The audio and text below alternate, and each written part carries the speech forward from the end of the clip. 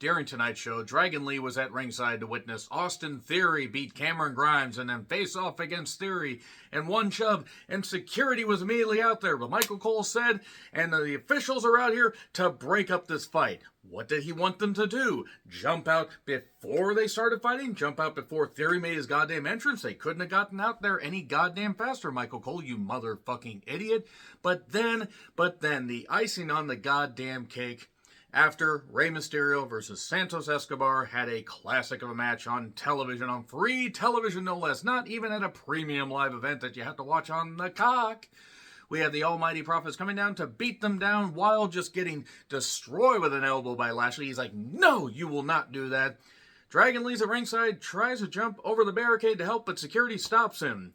Dragon Lee, who works in the company that's employing security to stop fans, not wrestlers, from jumping the barricade. Logic, you gotta love it. I'm Joel Renton with my review WWE Smackdown from Sacramento, California. Okay, a couple quick things. No NXT No Mercy review because I'm going to be working and also going to Collision tomorrow and then AEW Wrestle Dream on Sunday. It's going to be a lot of fun, but there is no way with the limited time that I already would have, even if I wasn't, even if I had the day off on Sunday before I went to the pay-per-view, I wouldn't have time to watch NXT No Mercy. There's like 2 matches I'm looking forward to. So there you go. Also, I gotta be honest here, guys, there were points in this, or during this SmackDown show where I'm like, you know what, I can't do it. So if you don't see a review for next week's show, the go-home show for Fastlane, that's your warning right there. I mean, I love wrestling. I just don't love where, some of the things are leading. The Bloodline stuff is just stale. I know they're in a holding pattern because of Roman Reigns and all this, but it moves so glacially. Judgment Day is going to be back next week. I'm sick of a couple of the people on SmackDown. That's just it right there. So, the Golden One Center, Sacramento, California, according to WrestleTix, about 12,600 people, a complete sellout, because they had the few obstructed seats, taken out. So, the capacity is around 17,500 people, and considering the stuff they had blocked off, that's pretty goddamn good. And AEW can't even come close to filling out the capacity they have set for Collision or Wrestle Dream. That's not good. Fastlane is a week away. I can't say I'm looking forward to it, but I can't say that it's going to be all that bad. So here's Jim Uso, Solo, and Heyman, the usual stuff. Heyman pitches to the Zapruder cut of what happened at last week's main event segment. Jim Uso goes off the rails, and then Carl Anderson attacks, and then Jim Uso beats Carl Anderson. It is 2023. We have evolved beyond the need for Carl fucking Anderson to be on a mainstream program. I'm sorry, he's not good or interesting. This OC stuff is terrible. Mia Yim then slaps Jim Uso. He sells it like $1 million goddamn dollars, and then he's all pissed off because John Cena has not arrived yet. John Cena is not there. I can't even do the beats right because this whole thing of him not landing correctly or on time, not landing correctly. They had to have him land right. When he landed right on the ground, looking like a fool with his jorts on the ground. He, got there a little bit later in the show, and he was going to take on Solo and Jim Uso 2-on-1 if need be. Kathy Kelly looks incredible, goddamn incredible. She interviews Santos, and he says he's going to bring everything, and may the best man win. Jim Uso then shoves a stagehand down. Solo then shoves him down. Solo just does this, and then Roman, or not Roman, but Heyman says call Roman Reigns. Grayson Waller effect with Lashley. Lashley says he's looking for another team because the Prophets just don't have the killer instinct. Grayson says, how about me in Theory? He says no. Prophets show up. Lashley says, you gotta prove it. So they prove it a little bit later. Theory then shows up. He's the $150 million man because 150 million views because of that clip with The Rock. That viral clip. One of the last good things to happen on SmackDown. And then a Dragon Lee package. I fear that all they're going to do is have him put on great performances in the ring. He's going to lose more often than he wins. I'm willing to be proven wrong. Cameron Grimes is in the goddamn shitter because he lost to Theory in a couple minutes. 21 minutes after the first match ended. Dragon Lee in the front row. Grayson distracts, by the way. This is a second distraction finish because Solo helped Jim Uso win that first match. That was joined in progress, by the way. And then, there we go.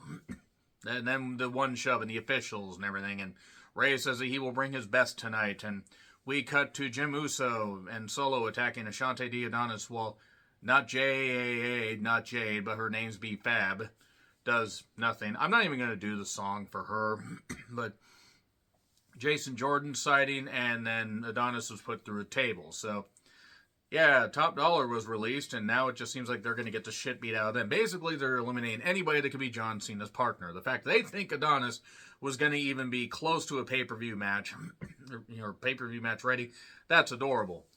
And then Rey and Santos had a great match over the U.S. Championship. Well done, well worked, can't complain one goddamn bit. They gave us a lot of time, much like they did with Io and Asuka.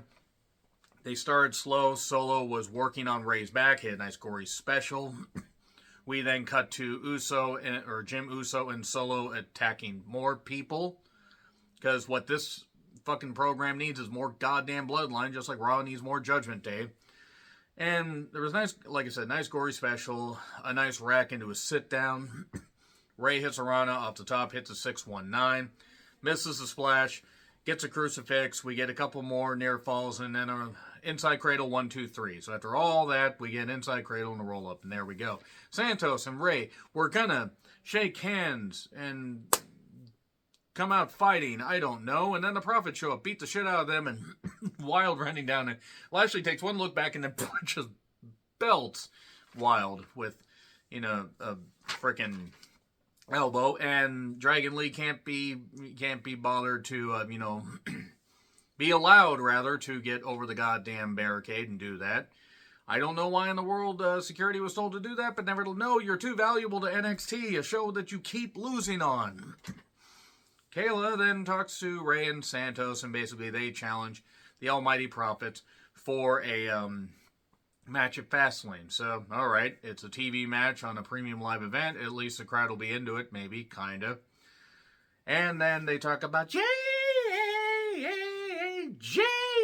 is in WWE. There you go. So, good. That's your song. You know who you are, by the way. Charlotte makes her entrance at 6:25.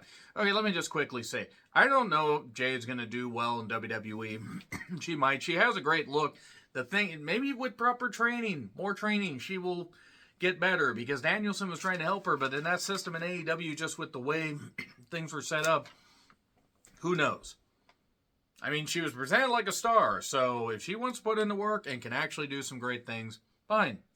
Marquee matches, there are going to need to be people carrying her like fence posts or something like that. I was trying to come up with something that wasn't offensive, and then I just went to fence posts. I could have come up with pies, but I don't really know how many pies we need to carry to equate to Jade's weight. Nevertheless, Charlotte makes her entrance at 6:25, then we cut to Cena badly parking, but see, they just saw the car park itself. They didn't see him. I hate Pretty Deadly. I hate them. I just hate them. I can't stand them one goddamn bit. Io is in leather chaps. I am all for this. The Brutes were laughing at Pretty Deadly, or just scoffing at the whole thing. I'd be scoffing and just wondering what the fuck happened to tag team wrestling. Charlotte then says, Bayley, you're a stepping stone. You're one of the 4 horsewomen. 3 of the horsewomen actually still work in the company. For now. And Charlotte says, after I beat you, I'm challenging Io, because we must get Charlotte in every goddamn title program ever, because we cannot escape this.